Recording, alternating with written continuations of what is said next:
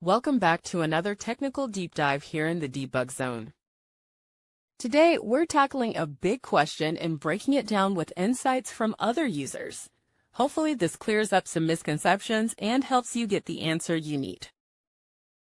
So buckle up, stay a little curious, and let's jump right in.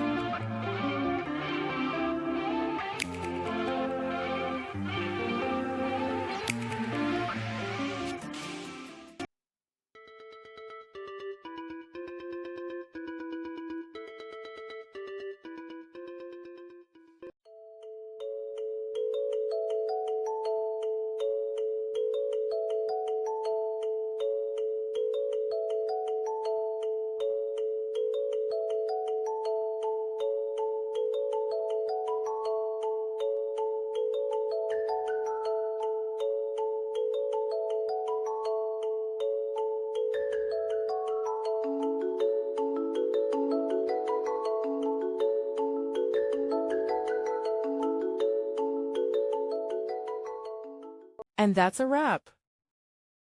I hope you found the answer you were looking for. If you did, take a second to hit that subscribe button. It really helps out.